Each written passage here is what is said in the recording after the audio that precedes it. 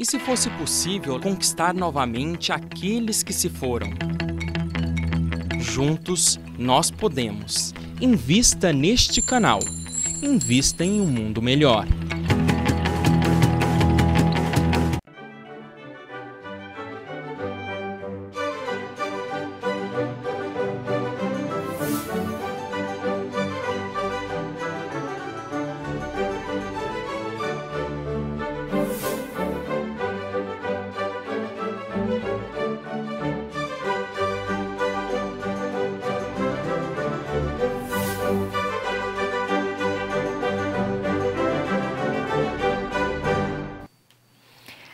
Olá, seja bem-vindo. O Filosofando está começando. Filosofando é o seu programa de filosofia e de filosofia espírita que vai ao encontro do conhecimento desenvolvido ao longo do tempo, numa infinita jornada em busca da verdade e do bem. Lembramos a você que esse programa vai ao ar na TV Mundo Maior todas as quartas-feiras, às 19 horas, com horários alternativos ao longo da semana. Às terças-feiras, 5h30 da manhã, às sextas-feiras, às 8 da manhã, aos sábados, à 00h30 e aos domingos, às 16 horas. Você também pode acessar os programas anteriores através da nossa página no site tvmundomaior.com.br/filosofando ou no canal da TV Mundo Maior no YouTube, Programa Filosofando. O site da TV também traz a nossa página Filosofando, com todos os programas feitos até hoje e igualmente também mostra o programa online. Também em nosso portal de estudos filosofiaespírita.org é só clicar na videoteca que você vai encontrar alguns programas gravados que estão ali, sempre com a chancela da TV Mundo Maior. Lembramos que você pode comunicar-se conosco pelo facebook.com/cefeorg com suas opiniões e sugestões que serão muito bem-vindas sempre. Lembramos ainda que este programa, bem como os demais programas da TV Mundo Maior, contam com a sua colaboração. Associe-se a este canal, colabore com a Rede Boa Nova em sua missão de levar bem-estar e conhecimento para todos. Hoje nós estamos abordando a realeza de Jesus, que é uma passagem do Evangelho segundo o Espiritismo, em seu capítulo 2, Meu reino não é deste mundo. Nas palavras do Espírito Joana de Ângeles, Jesus foi incompreendido desde os primeiros instantes. A sua é a vida dos feitos heróicos, da renúncia, do sacrifício e do supremo amor. Anunciado pelos anjos entenda-se aqui, espíritos superiores, e por eles assessorado, inaugura desde o berço o período da humildade. Escolhendo a meditação, na qual mergulhava no oceano do pensamento divino, alimentava-se mais da oração, de que toda hora se nutria, do que praticamente do repasto material, do alimento material. Dispondo de todos os recursos imagináveis, preferiu a simplicidade para assinalar a sua presença e mimetizar os que dele se acercavam, sem que o pudessem esquecer jamais. Preferindo a solidão, mas podendo arregimentar exércitos de fiéis servidores, apenas chamou 12 companheiros de frágil estrutura cultural e moral, porém na aparência, modificando os conceitos humanos da Terra e reformulando as bases sociais, culturais e artísticas da humanidade desde então. Dialogou e conviveu com todos, sabia da fragilidade dos seus próprios seguidores. Viveu cercado pela malícia e pela astúcia e amou sempre, incessantemente, por ser o amor a fonte inexaurível da vida. Em Mateus capítulo 24, versículos 4, 5, 11 a 13 e 23 e 24, nós encontramos um texto bastante interessante que diz: E levantar-se-ão muitos falsos profetas e enganarão a muitos. E porquanto multiplicar-se-á a iniquidade, se resfriará a caridade de muitos, mas o que perseverar até o fim, este será salvo. Em face da decadência do pensamento cristão ao longo da história e mediante as naturais injunções humanas através do tempo, Jesus prometeu o Consolador que se encarregaria de restabelecer os seus ensinos na sua pureza primitiva e completar as necessidades intelectuais das criaturas no período das investigações científicas e culturais que se seguiriam.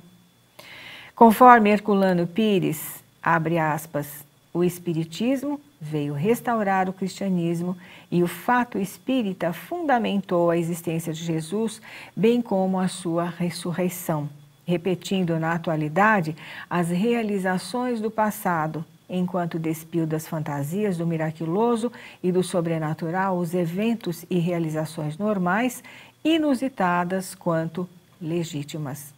Prossegue o professor Herculano, dizendo que há um abismo entre Jesus de Nazaré e o mito Jesus Cristo, Messias profetizado, tanto quanto há um abismo profundo entre o cristianismo dos homens e o caminho ensinado por Jesus, pleno de verdade e de vida. Isso explica vários séculos de desvios doutrinários, nos quais se imiscuíram a morte, o suplício, a tortura, como mecanismos impositivos de poder temporal mesclados à ideia de poder divino. Nesse pequeno texto de Herculano Pires, nós podemos entender por que ainda hoje existem as guerras por religiões, não é verdade? Seja qual for a religião humana, porque as religiões são humanas, não é? A ideia é divina, mas as religiões são humanas e, como tal, nós temos os erros e os enganos que foram alicerçando uns e outros, ideia divina com erros humanos. Jesus tinha conhecimento de que somente no futuro os seus mais profundos ensinamentos seriam compreendidos e assimilados, que a sua pessoa seria vista não como um mito, um herói descido à terra, misto de carne e divindade, senão ela própria, como quiseram as religiões, mas um ser pleno em espírito e verdade. O cristianismo de Jesus não é uma religião, todos nós sabemos. É uma doutrina do conhecimento, diz Herculano, que fornece elementos para muitas religiões. A finalidade do cristianismo não é a salvação da alma após a morte, mas a sua salvação aqui mesmo na terra. Só que salvação não no sentido redentorista, como libertação de um mal mortal que pese sobre a alma de nós, seres humanos, mas salvação libertadora, através dos próprios esforços, através do conhecimento e do exercício do amor fraterno, ambos desenvolvidos e internalizados ao mesmo tempo que partilhados. Veja, todos esses aspectos da filosofia espírita sob o enfoque religioso, nós estudamos no nosso projeto Estudos Filosóficos Espíritas, que tem lugar no Centro Espírita Nosso Lar, Casas André Luiz, lá em Santana, no bairro de Santana, em São Paulo, e faz parte de uma das nossas aulas. Essa aula se chama A Ressignificação do Pensamento de Jesus. Daí concluirmos, sem dúvida nenhuma, que cristianismo não é religião e igualmente não fundamenta nem estrutura a filosofia cristã, mesmo porque esta última inexiste como escola filosófica, como vemos, ou como estaremos vendo, melhor dizendo, nas nossas aulas sobre a filosofia no período medieval. Assim como o cristianismo de Jesus não é uma religião, é uma doutrina do conhecimento que fornece elementos para muitas religiões, o espiritismo não é uma religião no sentido lato do termo, nem tampouco a filosofia estanque puramente existencialista por si e para si. Espiritismo é filosofia investigativa, religiosidade compreendida e vivida, ciência que perquire o invisível em busca do conhecimento e integração com o universo. Existe uma passagem de um livro muito interessante de um pastor sueco chamado Haraldur Nilsson. Em seu livro sobre comentários acerca do espiritismo, ele diz: sei que conversei com seres do além, bons e amorosos, e que muitas dessas horas foram as mais santas da minha vida. Os mais infelizes com os quais me entretive me enriqueceram também. quanto essa grande experiência quebrou os estreitos laços dos preconceitos e do dogmatismo das igrejas, que se encerravam em minha alma, e quanto minhas concepções de Deus e de Cristo se elevaram. Muito bem. Enquanto você vai refletindo nessas palavras, nós voltamos aqui a refletir sobre os objetivos que a filosofia espírita tem. Sem dúvida nenhuma que nós temos aspectos mediúnicos e de religiosidade que vai fazer com que a gente entenda melhor esse sentido devocional que a gente traz dentro de nós mesmos, não é verdade? Mas é muito interessante que a gente note aquilo que eu falei logo no começo, que aqui no nosso país, o que deu mais ênfase, o que o Espiritismo mais encontrou quando veio para cá foi esse sentido de religiosismo do brasileiro. Mesmo porque a nossa cultura sempre foi muito religiosa. Então há que se diferenciar a religião espírita, no sentido da elevação do espírito para o bem e para a verdade, da religião que é apenas um conjunto de rituais e de ritos, muito embora tenha o seu papel também. A figura de Jesus, nunca investigada pela ciência, pois restringida ao âmbito das religiões humanas, permanece uma incógnita. Nunca perquirida pela filosofia, porque já sepultada nos altares insensados da incompreensão humana, permaneceu na obscuridade até o advento da filosofia espírita. Jesus, mitificado pelo tempo mitológico, endeusado pela religião, isolado nos altares, retorna como ser vivo presente, absolutamente presente em mente e coração, junto aos seres humanos.